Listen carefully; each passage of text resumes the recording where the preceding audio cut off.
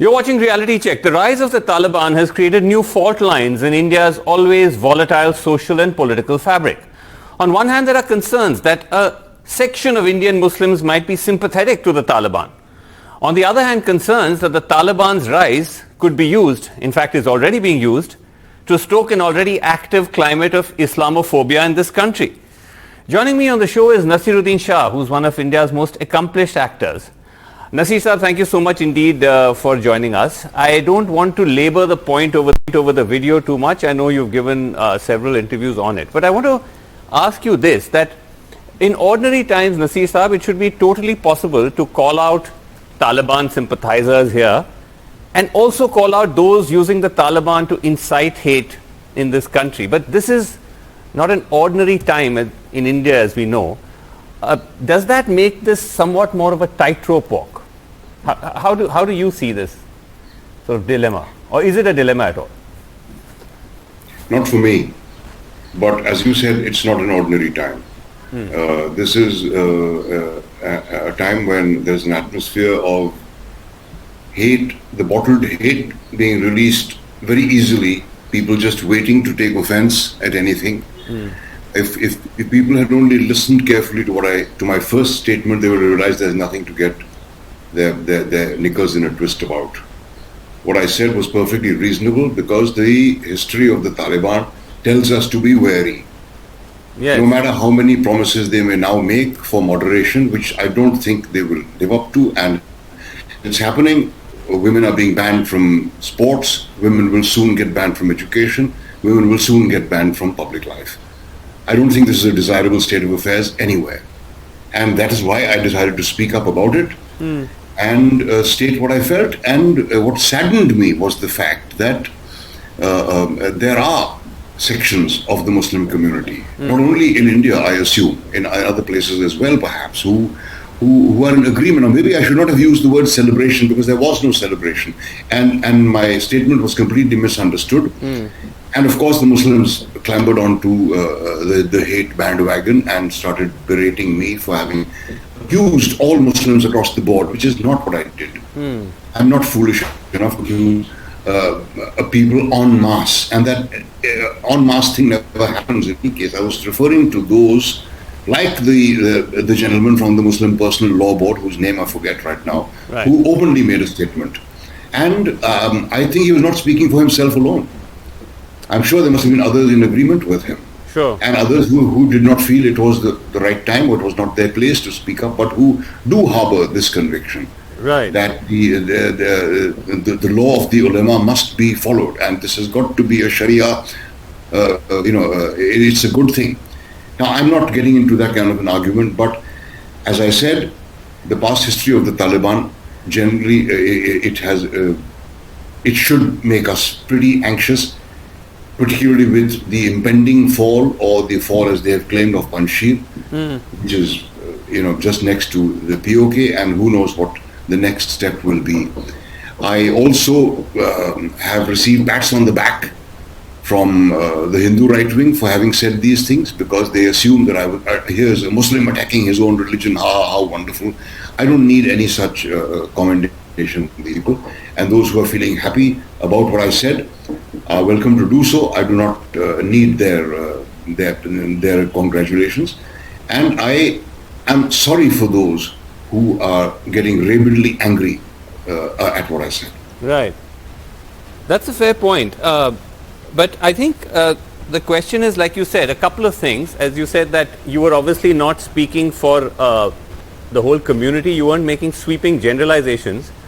But equally, I think the argument being made is when someone of your stature brings it up, that even suggests that there are some Muslims doing that, it seems to exaggerate the scale of how many people were actually speaking up in support of the Taliban here in India, while actually if one tries to look around, it seemed a very, very small fringe. So, but you still felt it merited you to come out and say that, is it? Yes, because it doesn't take time for a wildfire to spread. It doesn't take time for thoughts like this to penetrate into people's minds. And that is why I felt it was important to say so, even though it is, as you said, a minuscule proportion of Muslims who were in agreement with this. The majority of them got upset about what I also said about reform. That is what bothered me more than their anger. They are against the idea of reform. They are against the idea of modernism. And I haven't bothered to see any of these people berating me on television because I don't watch much of it. But the fact that I said, I used the term Indian Islam, by which I meant the tolerant Sufi-influenced practice of Islam in this country, which has given us the greatest literature, the greatest poetry, the greatest painting, the greatest music, and so many other cultural treasures. Right. I was referring to that. I was referring to the Islam which is represented by people like Moinuddin Chishti and Nizamuddin Aulia, at whose tombs people of all faiths go to pray. It is Indian Islam is not a religion which believes in the fundamental execution of the word of the law, and that is what I was referring to. No, fair enough. But again, and this is not, by the way, to telegraph to you arguments against your comment, which may have been made by the extreme conservative sections within the Muslim community, because those arguments get discredited just from the standpoint from which they're being made. But there are also those who one may not call extreme conservatives or retrograde, but who are a little concerned about someone like you coming out about this point about reform. And the argument seemed to suggest that, is it always firstly putting the onus on a community, on a minority which is already so embattled, to constantly have to sort of signpost the fact that they want to reform? And secondly, that the argument is made when it's made by people like you, Javed Akhtar, you're seen as sort of elite non-believing Muslims. Does that have any weight? I think the resentment against people like Javed Sahab and myself is that we are non-practicing Muslims who are proud of our identity because it's a cultural thing that we carry. I am, as I have said before, I do not abide by the rituals, the ritualistic side of Islam. I do abide by what I consider to be good. I consider that religion, like Richard Dawkins says, has nothing to do with goodness. It has absolutely nothing to do with goodness, and you'll always find that it's the believers who are more afraid of the hereafter than the non-believers. But I think that is the root, the cause of this argument. How can a person who calls himself a Muslim then do things which according to us are kufr? How can he be in a cross religious marriage? I think that is the thing which troubles a lot of the Orthodox Muslims. Right. And I don't see why it should bother them. If I have committed a sin and if I am condemned to hell, I'm the one who's going to go, not you. So what are you worried about? My religion is my concern, and my relationship with my Maker is my concern. And I don't think that anybody has the right to comment on it. And unfortunately, that is what these people are doing. Right. But the fact that you still felt the need to come out and say this, because as you said, as we both agreed at the outset, this is not a normal time. This is not something you, like, had this happened 10, 20 years ago, would you have still felt the need to come out and say it? Because, India has I would have changed. certainly felt it. I would have certainly felt it. I doubt if anybody would have asked me my opinion 20 years ago. Right. But I would have certainly felt this. I did feel this when the Taliban first took over, and I had happened to visit Kabul when the Russians were occupied and Najib was the president. And we saw photographs of what they did to Najib and to his brother.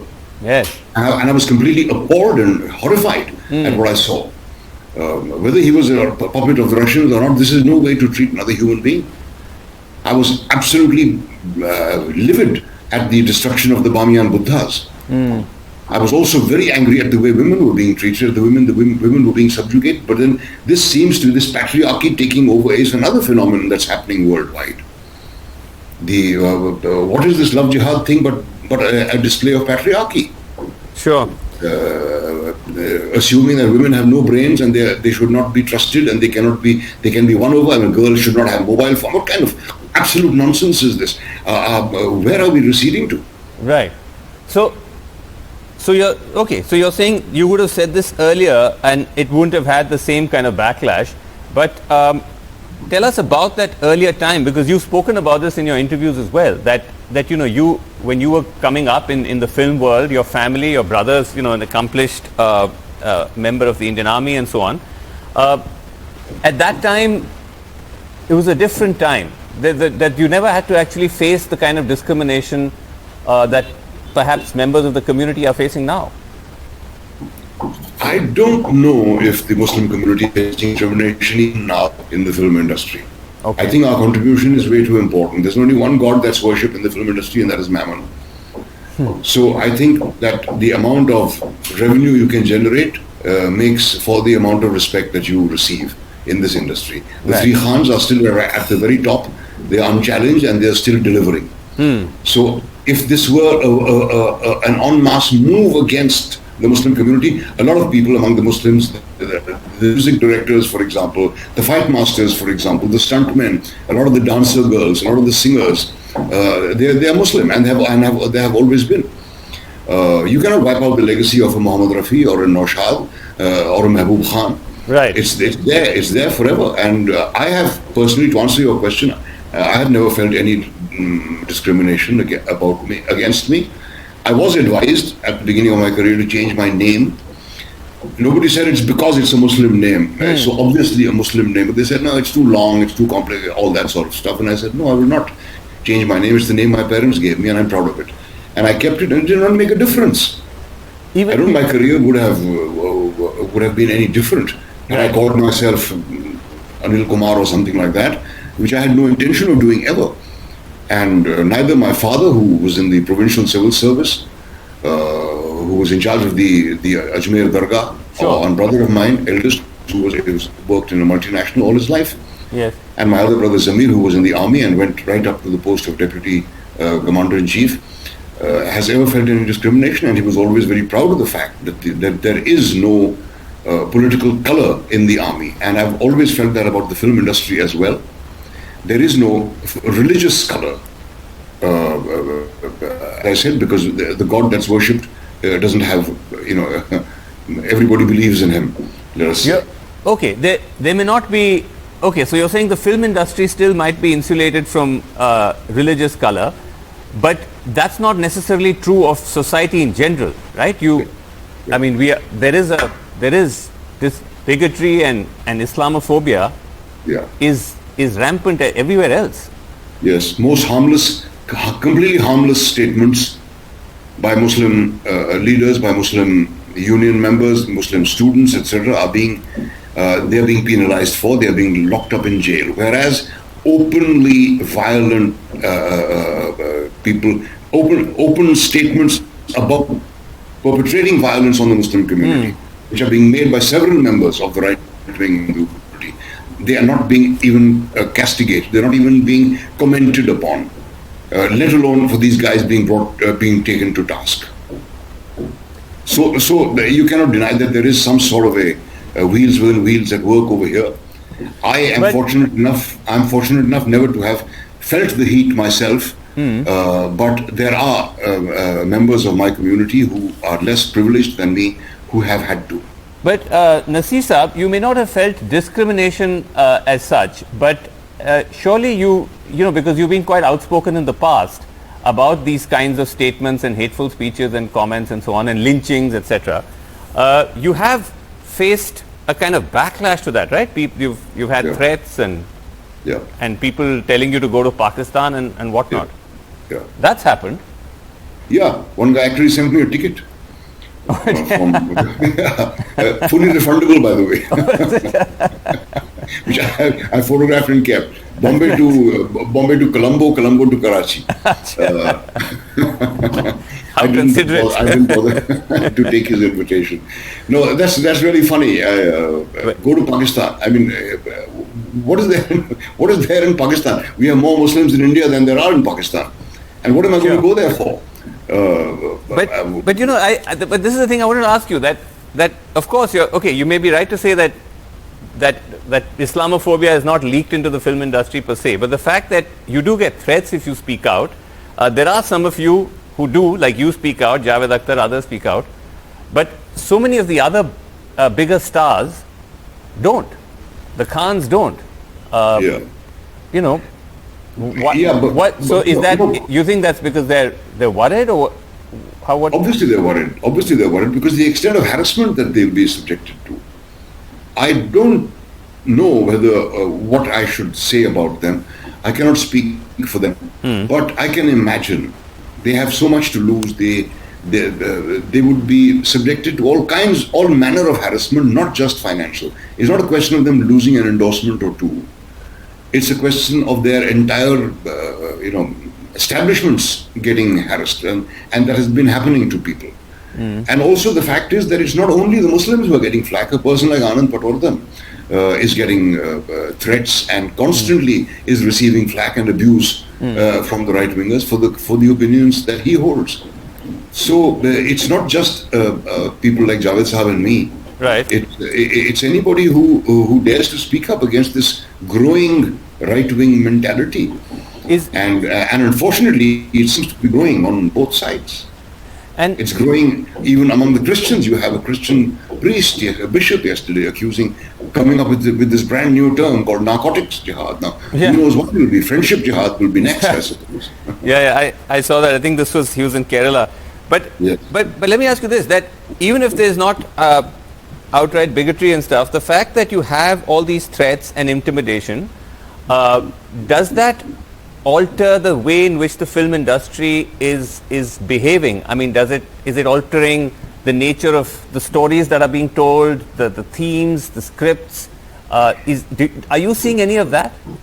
They are being encouraged by the government to make pro-government films, to make films lauding the efforts of our beloved leader.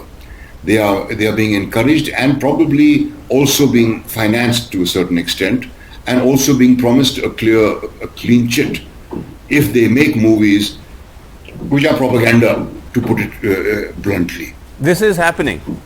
It is happening. Yes, absolutely. It is happening. And you find the biggest guys giving in and beginning to genuflect when they are asked to do so.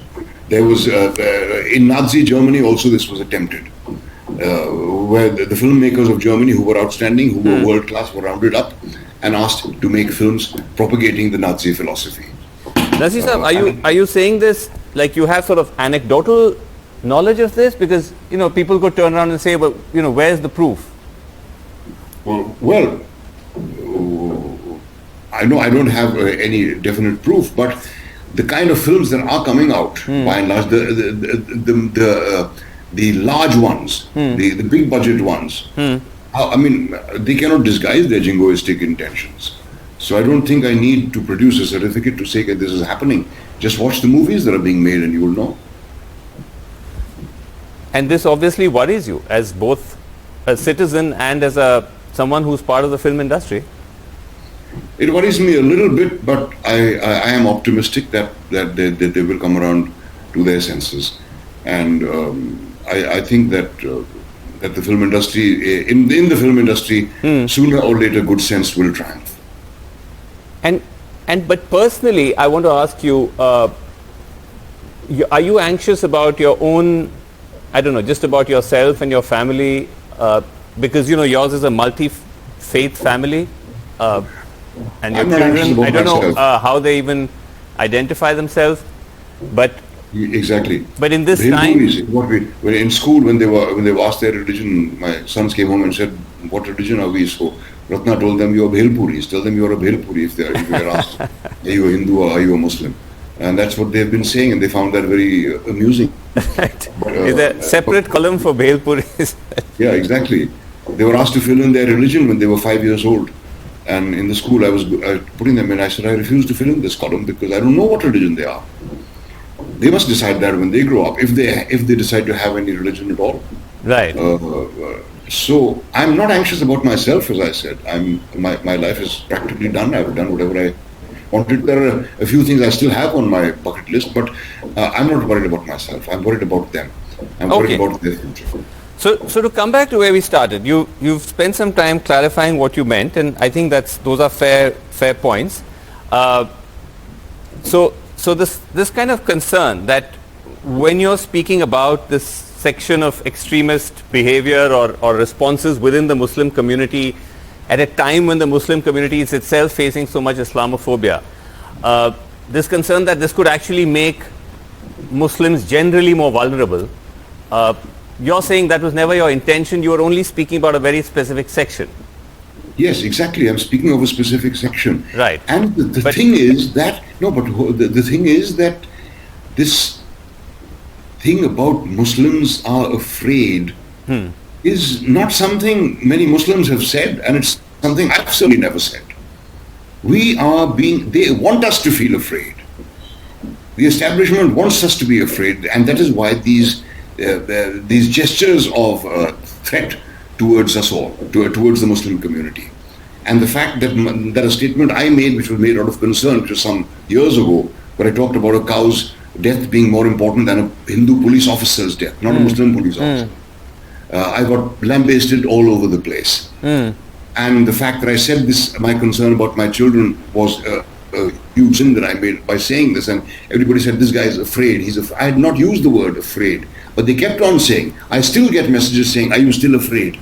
Are you afraid of your Hindu wife, etc., etc. They want us to be afraid, and they want us to give in to this feeling of fear, which I feel we should not do. And that's what I've said earlier in an interview as well. Okay. No, that I see what you're saying, but you do see how a lot of others, members of the community, might feel afraid because, there are real threats out there. It's not just in the air. You could get abused, you could get beaten up, or worse. Yes, unfortunately, that happens to those who are in a vulnerable situation. I've never been threatened with physical violence. I've never received any death threats or anything of the sort. Either people, hesitate to do this openly, or they know. But I don't think that is so. My sympathies, of course, lie with those who are exposed to the lynchings and the accusations of cow slaughter and so on, often without proof. And what is more worrisome, equally worrisome as the physical harm inflicted on these individuals, is the fact that the people who inflict that harm are often congratulated, and they are often lauded and often rewarded. No, that's true. There is complete impunity, which is just terrible. But anyway, thank you so much for taking the time and speaking to us. It's always great to have you on. Thank you very much indeed, Naseer Saab. Okay, Srinivas. Thanks very much. Bye.